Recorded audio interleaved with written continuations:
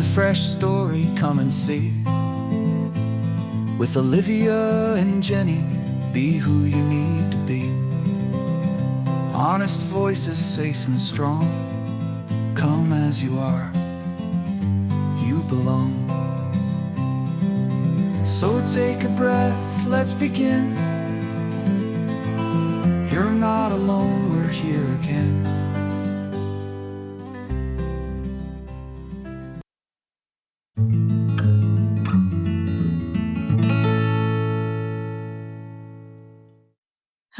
Hello, sister. Welcome to the weekly wrap-up. Well, we're in a mood today. I'm a little exhausted. Yesterday was graduation day and moving up day. I feel hungover, I'm going to be honest. And then Weston came home and went right to Dungeons and Dragons, so he was like totally wired. I can't imagine, yeah. Yeah. And then last night I put him to bed and then he came out and he was like, I'm seeing flashing lights in my room. Oh my God, he's so your kid. And I was like, I think you're just like really tired. He's like, no, I think it's a firefly. I'm like, there's no firefly in your room. And he's like, can you just stand here for a minute? I'm like, I think you're just really tired. Why don't you try closing your eyes? And so I was like, I'll stand here for a minute. And lo and behold, there was a firefly in their room. That's so funny. I saw it too. You're gaslighting I'm like, your you're kid. not hallucinating, I promise. So we're both a little tired. That's very close to actual gaslighting. It was, yes. There's no lights. There's no lights.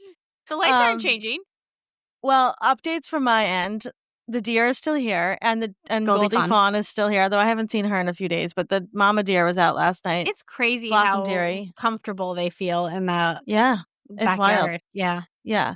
And our parents are fully attached to them to the point where I texted, so they were like not around yesterday as much because it was really hot here, maybe. Mm-hmm. And so the deer, not our parents. And so I texted, but then like from my bedroom window, I can see where they live. And so I saw one. So I was like, I texted Pat, like, the deer are here right in the backyard. Just like, I can see them, so you don't worry or whatever. And then I went to go pee. And then he like runs up the stairs and I was like peeing in the bathroom. And he was like, where are they? And I was like, you can go into my room to see them. Oh my God. They're so funny. I said to Mom, I was like, you've spent your whole life avoiding Lyme disease and ticks. Yeah. And now you're like welcoming this deer into your backyard. Now, the difference is nobody really hangs out in the backyard because Wyatt does not prefer it for some reason. And the dog used to go back there, but it is really wild to see because the Blossom Deary, the mother, she just sits in the same exact spot in the middle of the lawn all night. And like, there's no other way to describe it, but it's like very spiritual. Like there's something going on there. Well, it's like they say, like when you like meet the eyes of a buck or whatever. And what were you talking about? And we're back.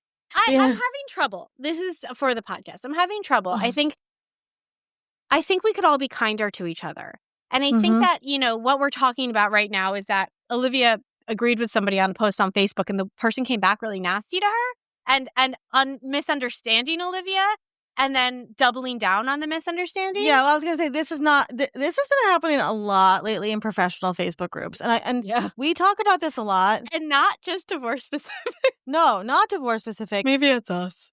Well, the problem is that people are very defensive. And there's a big scarcity mindset that's happening right now with professionals. And so when you question anybody we never question anybody out of anything but we don't even question people. We just say like, I'm confused by this. Or can you explain this? I'll just TLDR it. Somebody said something about the coaching industry being unregulated, specifically a specific type of coaching. And Olivia said, coaching is it's a dangerous thing to be unregulated and a lot of people do a lot of wild stuff. And the person said, what do you mean? And then gave a definition for something that was not, for a type of coaching that was not the case. That was not what we were talking. That was not true. And Olivia was like, huh? What? And then the person sort of got really condescending. Very condescending. And told me I didn't know what I was talking about, actually. Yeah. When in reality, I have many certifications, including, actually, divorce coach. But there's just a lot of, here's a couple things. If you are a professional and you're commenting in these Facebook groups, whether it's for PR, whether it's for divorce industry, whether it's for writing, I'm in a lot of writing groups. I see very nasty comments. Podcasting groups, I see a lot of other people could see you. And we refer people all the time, not just for divorce stuff, for marketing, for website design, podcast everything. editing, podcast production, everything, PR, journalism. Yeah. I mean, hair, nails, literally everything. If you are going to not be a nice person, we're going to take note of that. And it's just like, watch what you say on the internet, like for everything, whether it's a comment on Instagram. Great example. This is a positive example of something that happened to me yesterday. And I just shared it with Vivi. She always comes up. Hey, Vivi. So somebody, Maria Ducatis on Threads posted, "Me, you hurt my feelings." Then, but if we look at this logically, though, your feelings shouldn't be hurt. I'm right. And somebody who I won't call them out because, they're not a big creator, said, "Me, you hurt my feelings. Women, you're a man, so you deserve it. Am I supposed to feel sorry for you?"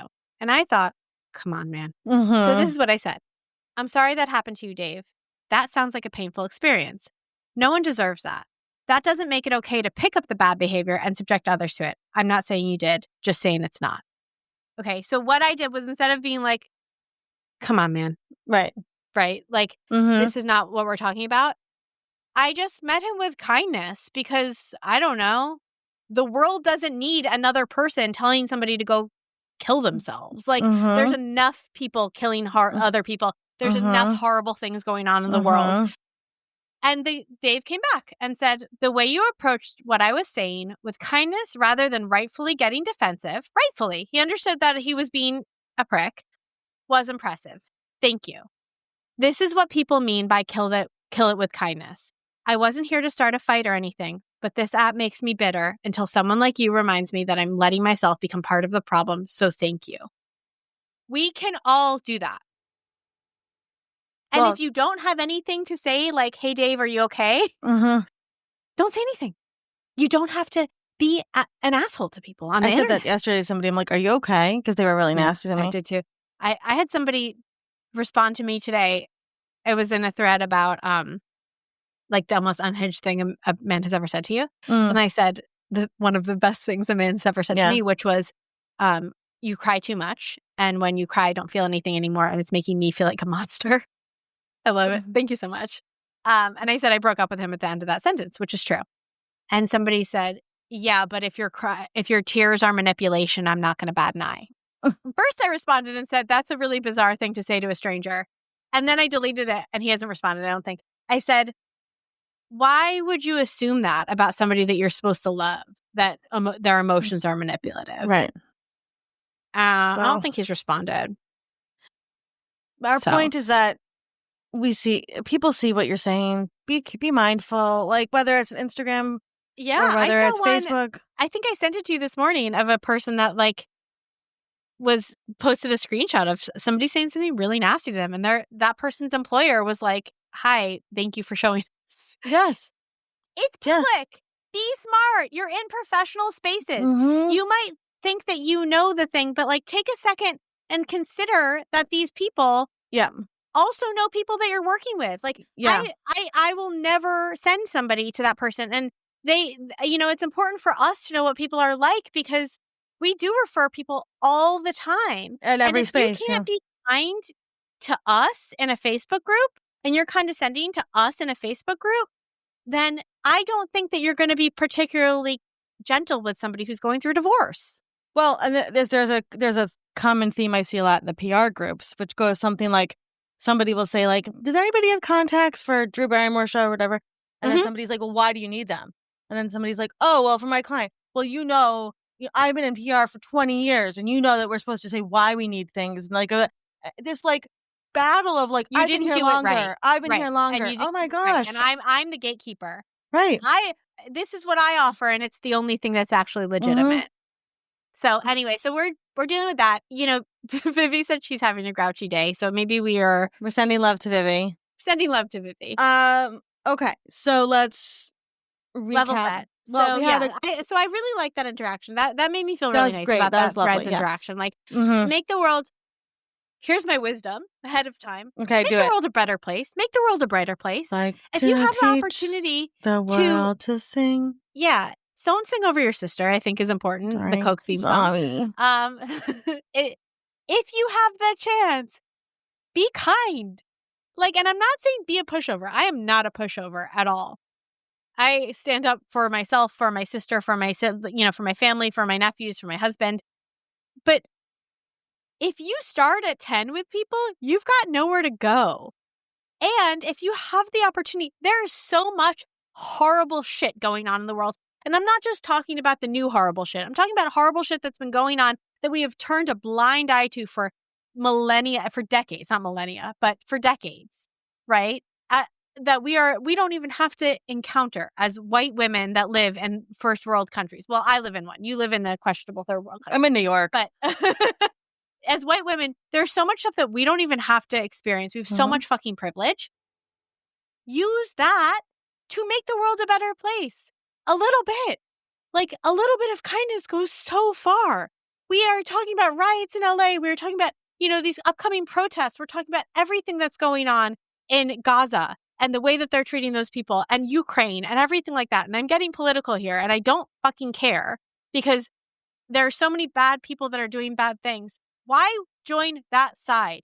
Why do infighting? Why check people? Why try to be the smartest girl in the room and be nasty to somebody who's, by the way, agrees with you? I mean, this is a thing that I see all the time too, is like, you did this, but you did it wrong. Okay. You know what? Go, take that energy and try to do something good for the world. That's my wisdom, is try to do something, and it can be really little. Like, even, you know what I've been doing? Every time I go to the grocery store, I buy 2 packets of pasta and I donate them. It's 50p. It's like 50 cents. It costs me nothing. And like, just do something like that. Take that energy where you're going to be like, actually, and go buy some pasta. Amen. We had a great week business-wise because we met with our new literary agent. Shout out to Morgan. Mm-hmm. So that was exciting.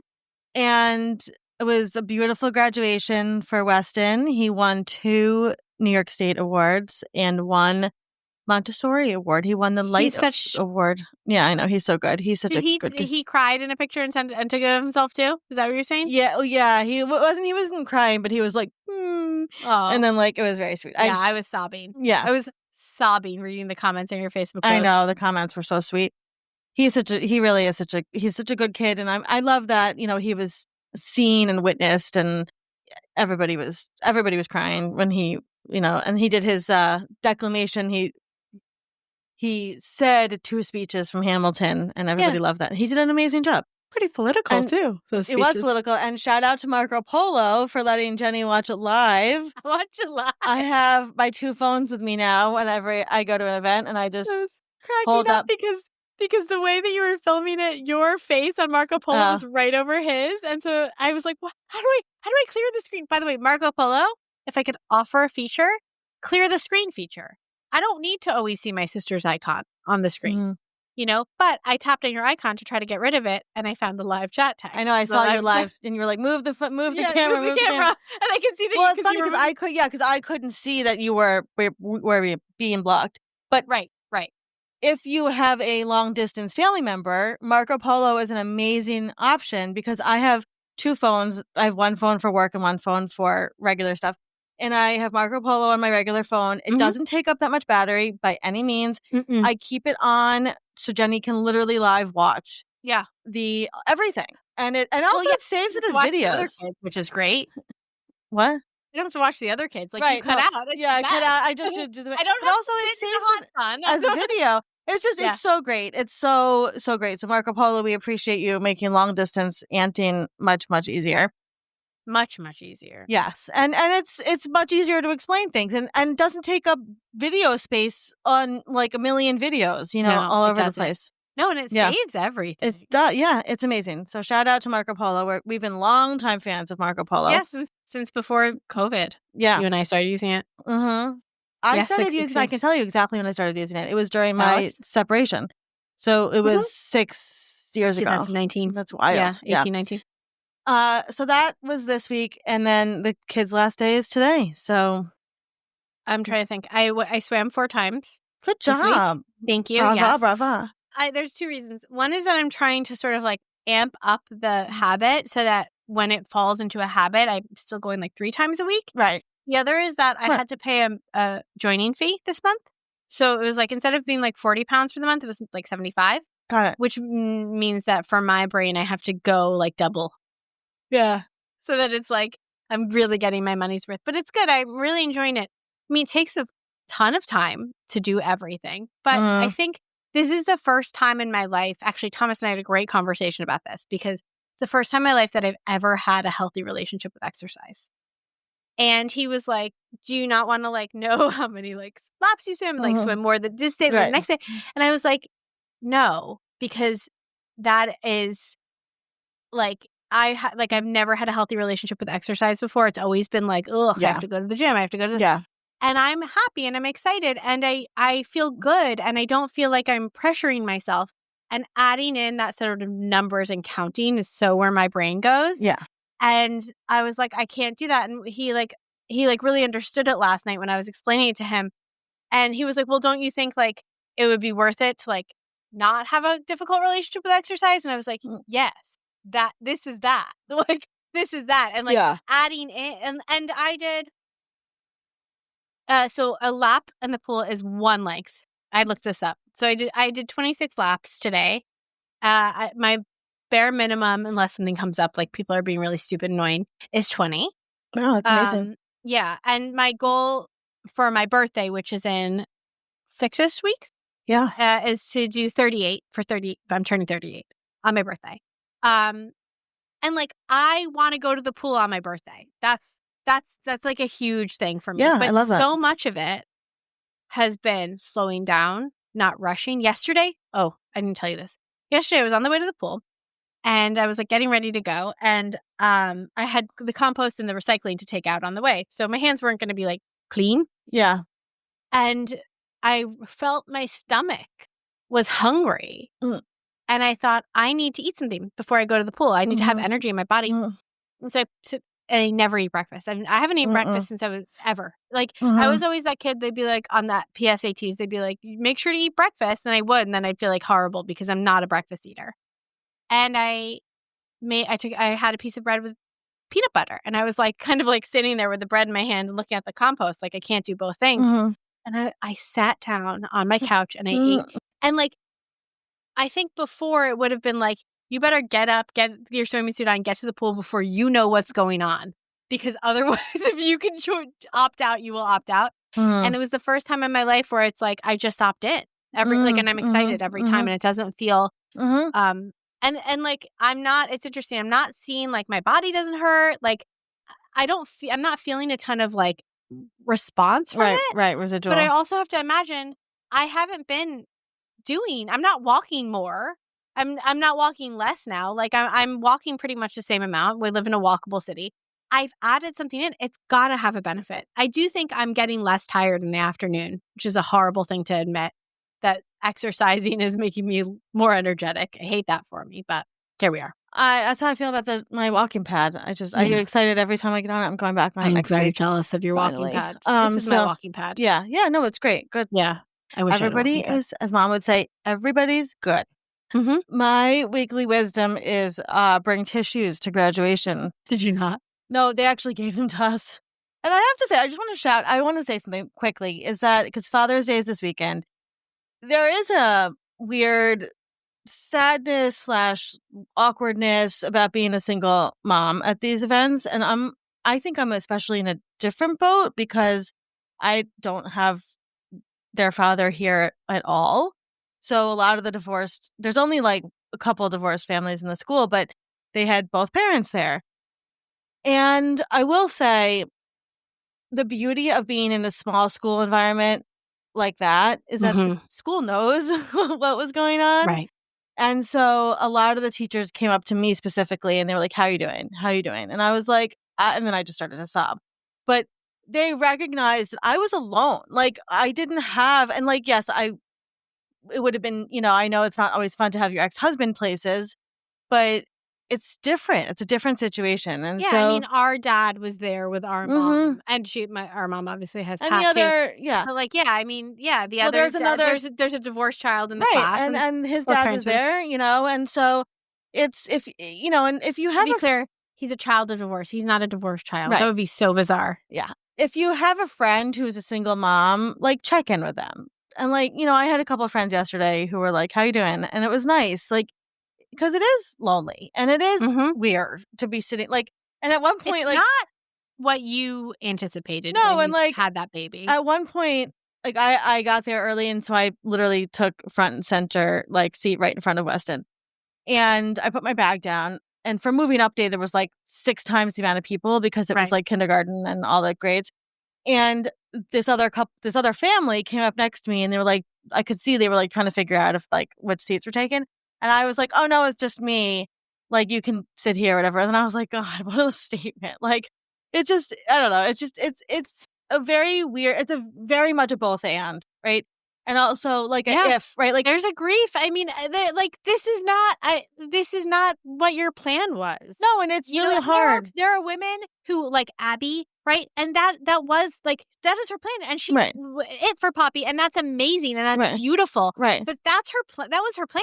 Right. For you, it wasn't your plan. And that's, there's a real grief that comes with that. And that grief it comes up when these moments, come up. And it does come up. And it's also like, I wouldn't want to be with that person ever again, but like that was what I had married. Right, but you married and had a baby with the version who you thought you would want to be with. Right. And I think that we don't talk a lot about post-divorce about the thought process of like you said, like that's who I thought I was going to be with, and like I loved them, and even though I don't love them anymore and I have really weird feelings towards them, they're still really weird feelings. And like that's a person that saw me give birth twice. Is there anything more vulnerable than that? Right? Like I shared those memories. You should have let me be there when you gave birth, but you didn't. It wasn't fully up to me. Yeah. Podcast. So she's never done that before. I don't think I really it wasn't voiced. It wasn't like. Yeah, but you felt like But I also knew that like if I let you in, then I had to let other people in. And so it was like very like a lot of boundaries. Yeah. It was a lot of feelings yesterday. And I'm not going to lie that like I got in bed. I actually like, how they say you're supposed to shake like to get emotions out. I did that before bed last night. And then I got in bed and I was just like sobbing because I was like, it was like a lot. Like, to see your kid grow up and to like be, and I wrote about this in the divorce guide, which is going out in 3 minutes.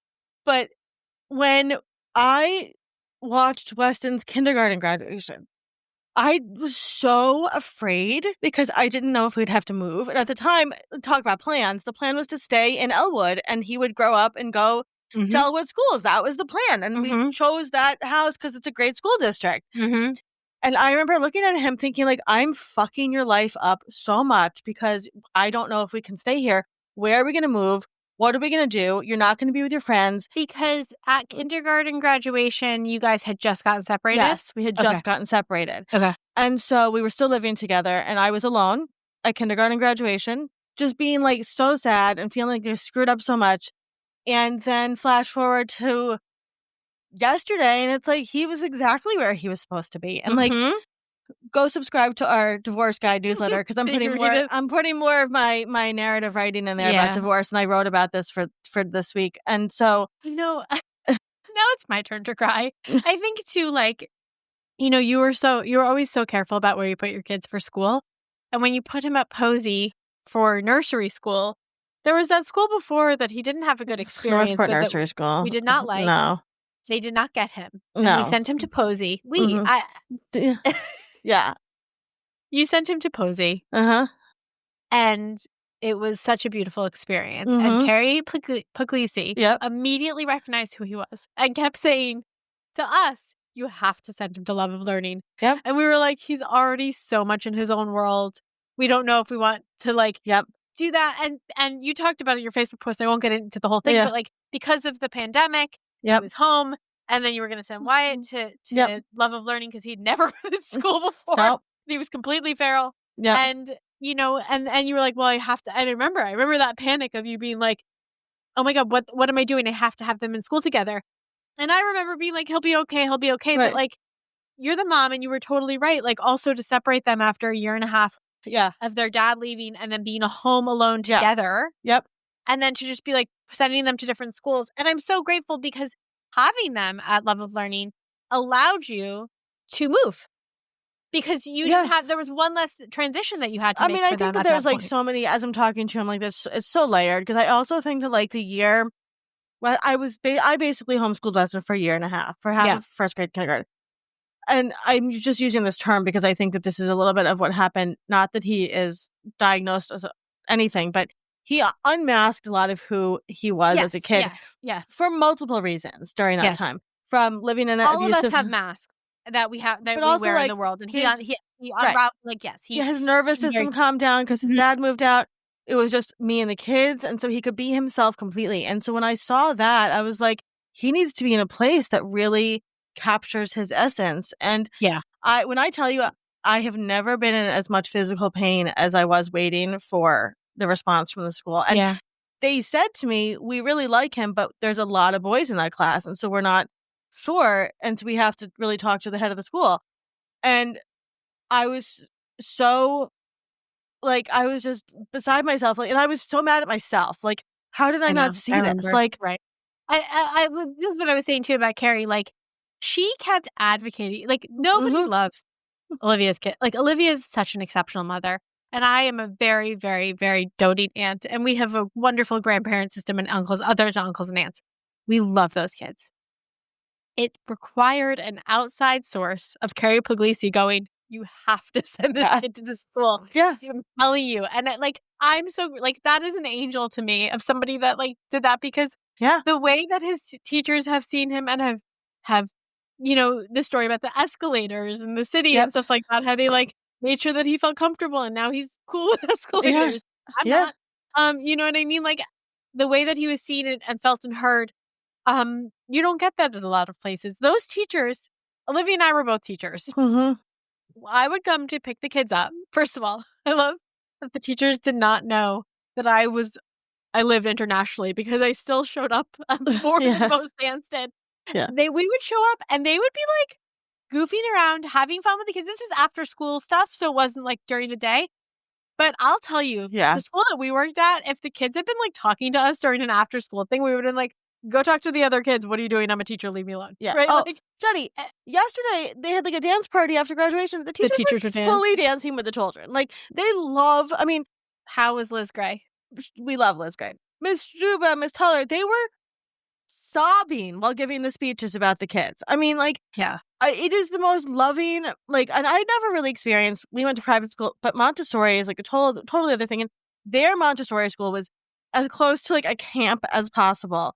I mean, did I tell you? I think I told you the other day, Weston, we were talking at middle school because he's going to public school. Yeah. And he's like, do they hike outside at public school? And I was like, no. You're going to just sit sitting in a desk all day. And that's like all Weston wants. And then he goes, like, do you have to serve the other kids lunch at public school? Because that's like such a private school thing to do.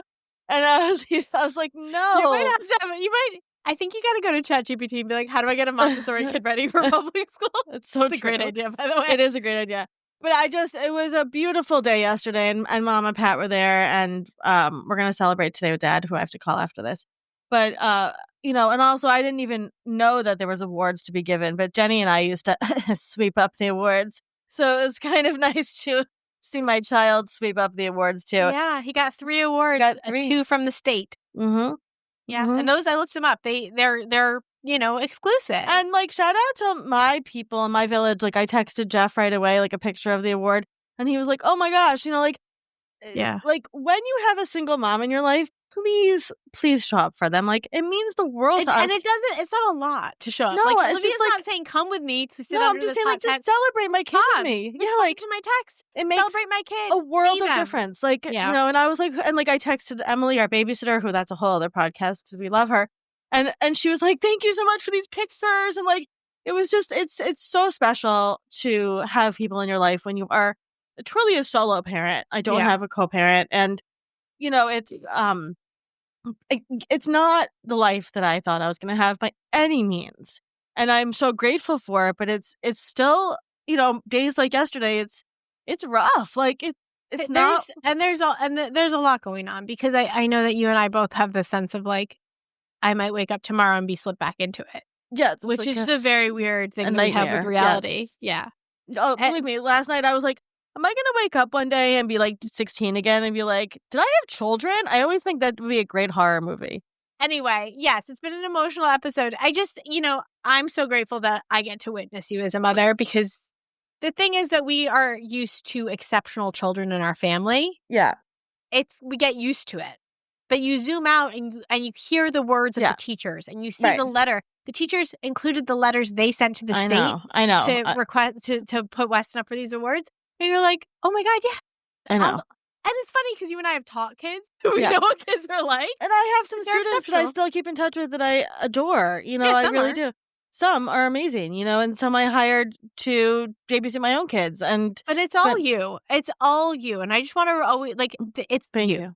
Their teachers are amazing people, and they really are. And, I feel like there are only so many opportunities in your kid's life to make really good decisions, because that's fascinating. There's and I knew intuitively that this was going to change his life for the better. I knew it. Yeah. And it did. And Wyatt thank God, has 3 more years there, because he has a lot of learning to do. Yep. And he had an amazing teacher for the last 3 years. It really worked out. He was having some trouble in the beginning of the year, but it worked out. He needed to have a teacher that saw him and that also had really good style, because Wyatt is very judgmental on style. And Jamie Doria has amazing style. I wonder where he gets that from. Yeah. And so I'm like, how am I supposed to trust what you're saying right now if you don't have good style? Yeah. No, the teachers at that school have awesome style. And so I'm just really grateful for them, and very grateful. I'm going to be a disaster when Wyatt graduates. Maybe I'll come back for that. Weston will be in high school by then. Yeah. He'll be going into high school? No, he'll be done with 9th grade, because they're 2 grades apart. Oh my God. Right. They're going to be there will be in high school for 1 year together. It's so funny. They're getting to that age where they're starting to see their friends in Huntington. Uh-huh. And so, the other day, they were like, oh my God! They couldn't believe it. They were like, that's so sweet. Yeah. And so I was like, yeah, that's the best part of growing up in a small town. And even now, it's going to be better because the kids are going to be super local. Because, most of the kids are pretty local. Yeah. Do you think that the teachers at the school know how big of a, characters in our lives they are? Calling me. Hold on 1 second. Hold, please. Hi, Dad. Hi, baby. How are you? I'm good. How are you? And that was our father. No, I'm just kidding. I'm gonna the most edited podcast that's ever podcasted. I have to work Olivia just took a call from our father on the air, but she has cut that out. I have to do the last episode of your show. Speaking of podcasts, and then we'll wrap this up. Rambling, meandering, 14 minutes. I'm falling asleep on air. Okay, speaking of podcasts, there was no new fresh story this week because I just didn't have time to edit a longer podcast. However, there are 2 episodes of How Does She Do It All out this week. One is with Autumn Calabrese, who is a very influential fitness and nutrition expert. She is in the Beachbody world, but I think we call Body now. I don't know, but she was lovely, and we talked about she has a 16-year-old son, and she got divorced when he was 2, I believe, and she actually works with her ex-husband. So it's an interesting episode. And the other episode is with Joy Mangano, who is really an amazing person and an inventor, and she was a single mom. Very inspirational episode. So go check out How Does She Do It All. I think every week we are impressing ourselves with how boring we can make this podcast. We are so boring, but I'm glad you listened to us cry. For Dara, please make sure to go follow California Scenario on Seed and Sparks. Yes. Don't have to donate. You just have to go follow it. Please go follow, because we're working on that movie and it's going to be amazing. And the trailer is already out. You can go to the Seed and Spark page for California Scenario to see the trailer. James Takata is a incredible cinematographer and director. They're 43% of the way there for Raising, and they have 206 followers. So we need 144 more followers. In 2 weeks. In 2 weeks. So please go follow. Thanks for listening. Please continue to follow us. Oh, and the other thing is we are going to be doing a big giveaway. Yes. Big giveaway. We're working on this. We're going to be giving away a $500 divorce registry, small potatoes. And so there's no potatoes involved, though, just to be clear. If you register for them, then there are. I guess so. Yes, you can. So it's going to be given in the form of PayPal or Venmo. Right. You can go use it on your registry however you would like. Yeah, stay tuned for you that. don't need to be actively getting divorced. You don't need. No. You can have already been divorced. You can going through a major transition. It's just our way of thanking the community. And yeah, stay tuned. Yeah, because we're going to be launching that. And Flip that out. all of it. Oh, should we do yes. sad dancing today? Just like horrible face. I'm not proud of who I am. I am proud of who I am. With my doggy paddle. It's giving Laura Petrie. I was watching the episode last night when they did the dance. The do. Speaking of Blossom Dairy. Yeah, better than being a party poop. So Dick good. Van Dyke Show is so good. I didn't get it as a kid, but it's really good. I don't think you were supposed to get the No, it's very nuanced, stuff. like marriage stuff. Yeah. Mm-hmm. And he's so good. And he's so cute, Dick Van Dyke. I know. You've always loved him. I know. And he knew he was the best physical actor. Mm-hmm. Well, yeah. We still have to do our Nick Van Dyke show. Our Nick at Night show. It's easy for you to say. Ooh, what a week. Okay, I guess I have to go edit this now. Yep. Love you. Stay cool. Good job.